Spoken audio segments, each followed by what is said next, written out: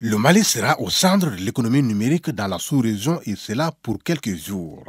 En effet, le Mali sera l'hôte des pays de l'AES pour des échanges permanents permettant aux acteurs d'échanger à fond sur les enjeux du secteur du numérique afin de proposer des solutions aux défis de l'heure. La semaine du numérique est juste un cadre d'échange. Un cadre d'échange permanent entre les acteurs du numérique qui s'organisent une fois par an, mais de façon pérenne, c'est-à-dire chaque année, voilà, donc on demande à tous les acteurs de venir échanger et trouver des pistes de collaboration. Donc, ceux qui parlent de pistes de collaboration parlent de partenariat, donc des perspectives d'échange. Mais c'est surtout l'occasion de débattre des thématiques, des questions tranchantes, c'est-à-dire des questions d'actualité brûlantes liées au contexte. Puisqu'il n'y a pas de sécurité, ni de développement, ni quoi que ce soit aujourd'hui, sans le numérique, le Mali l'a compris en érigeant une direction de l'économie numérique. Et c'est en cela que nous nous sommes mis ensemble pour mutualiser nos moyens, pour développer nos pays à travers une modernisation basée sur la maîtrise des outils de communication autonomes. Cette semaine numérique est une habitude du Mali depuis quelques années. Elle a évolué, elle a commencé sous divers noms.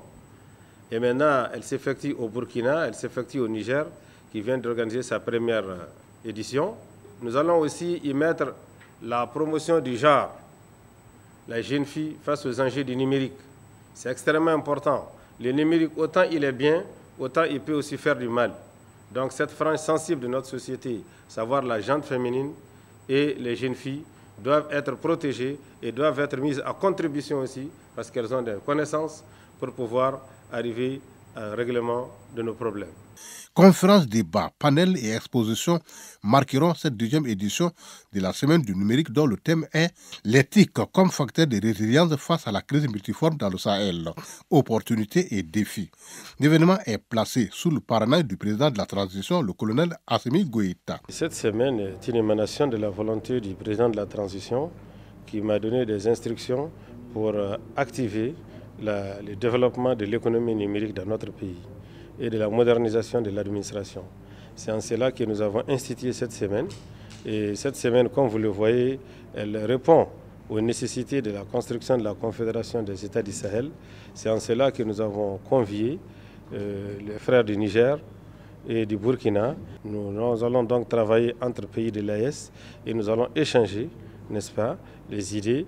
Et nous allons mener beaucoup d'activités, notamment des compétitions entre nos jeunes start-upers, afin qu'ils puissent avoir des solutions innovantes et appropriées à nos problèmes.